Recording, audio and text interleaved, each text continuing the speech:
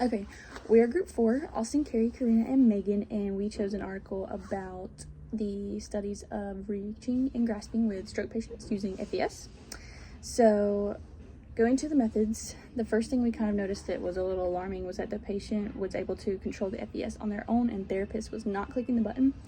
This could have been for the therapist to have more hands, such as grabbing the gait belt, but we think that that could have caused some inconsistencies between patients being able to press the button on their own. The next thing we noticed was that the parameters only went to the patient's tolerance level, so that also had some inconsistencies, meaning each patient would have a different set of parameters. So that would create results like maybe someone needed more than the other person, so it may look like they got more help. But if they use a standard set of parameters, that could have been more consistent with the results. Then we noticed that the patients were allowed to perform compensations through the shoulder joint and the elbow joint. We don't really think that is safe or reliable because they need to be reaching and grasping through the entire chain of the upper extremity. So maybe some other suggestions during our discussion could help with that.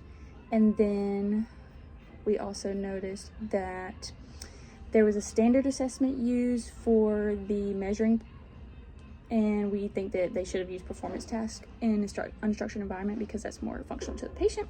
So I'm gonna head to Megan if you want to choose one of these and say any limitations that you think that would lead to.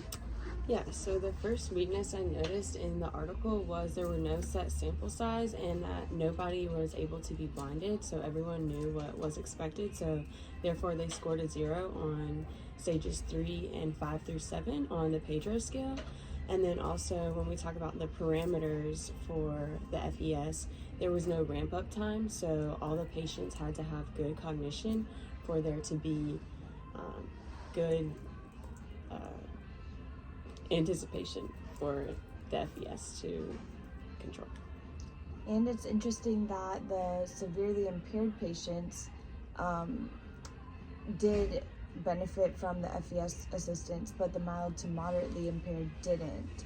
And this could be because the patient was the control system for the FES and they didn't have the same parameters. But if the therapist could control the system, then they could have had perhaps better results with the ARAT scores.